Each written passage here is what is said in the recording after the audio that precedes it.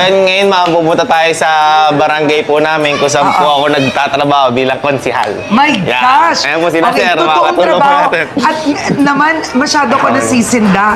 Mga boss, thank you naman for joining us today. Grabe naman po to. Picture. Sige muna bago lumabas. Ayan, tas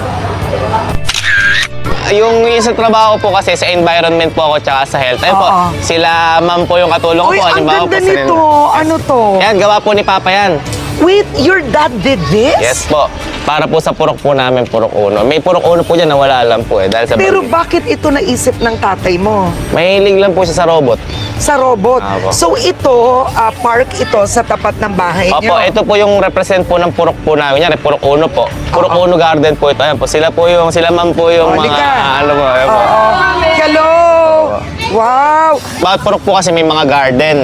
Then, ito po yung naatasan po sa amin. Kaya po sila ate, sila ma'am din po yung katulong po namin kapag naglilinis. May mga scheduling din po, ganon. Yeah. Kasi po, bawat barangay po dito, may labanan po minsan, pinakamagandang barangay, ganon po. Kaya po, mini-maintain po namin. So yung pagiging konsehal mo, in charge ka sa barangay nyo. Opo. Isang konsehal lang kada barangay.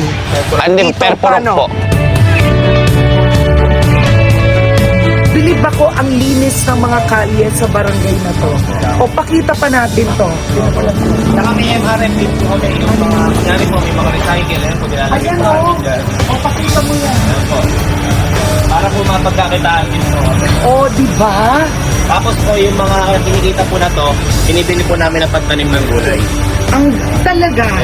Tapos dito, ang daming gulay, pinamimigay na. Pinamimigay po. Lalo na po kapag may bagyo. Doon na po namin i-harvest, bibigay po namin para hindi na po sila lumabas. May mapagkakain Oo. po sila. Bilib ako sa barangay nyo. Opo. Oh, ang galing. Barangay, Magsaysay Norte.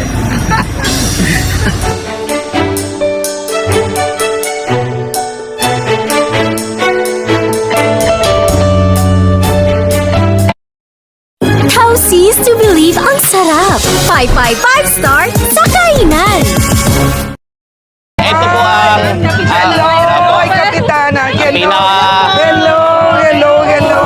Hello. Pinakamasipag po namin Kapitana May Alam nyo, Lopez. tignan nyo, ang mga masisipag sa barangay, mga babae. Mga babae. Mga babae ang naglilinis, ang nagpapaganda ng lugar. Di ba Apo. mga girls? Eto, sa Apo. Santario. Tara po. Okay. Apo.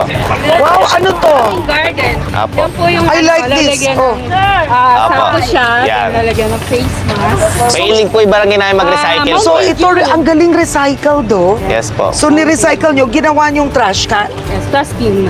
trash bin. Tapos dito yung mga face mask. And then, recyclables. Nabubulok. Ay. Halos Di lahat po nabubulok. recycle po dito, Ang Ma'am galing, Karen. ipakita mo nga yun, halika Ito po. ate. Look at ito yung eco garden, no? Ito po.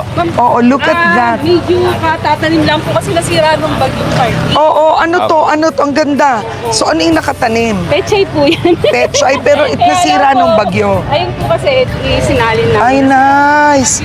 Wow, bilib ako dito, pati dun, no? Yes, Punta ito po tayo, ma'am. halika. Ma'am, may mga malulupit na tanim dyan, mga lettuce na po yan. Ayun naman yung Magpa-impress ka pahal. naman, Di ba?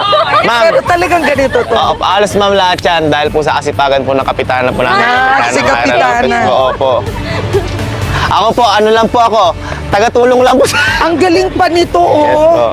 Tignan nyo, oh. Kapag gabi ma'am, fluorescent. maliwanag po yan ma'am. Ang gabi, di ba, natural, hindi nila kailangan ng kuryente. Kasi at night, ito, maliwanag to, umiilaw to eh. Opo. It's neon. Oh, wow! Ito yung aking frustration sa buhay. Opo. Ang magkaroon ng ganitong farm.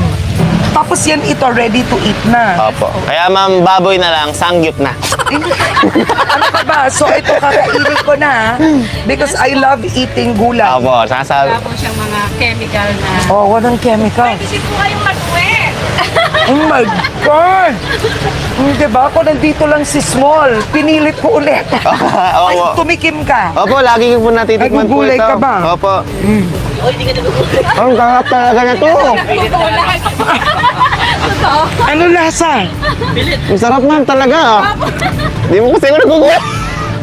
Kulang na lang olive oil, pero ako dear, bentang-bentang gulay sa akin.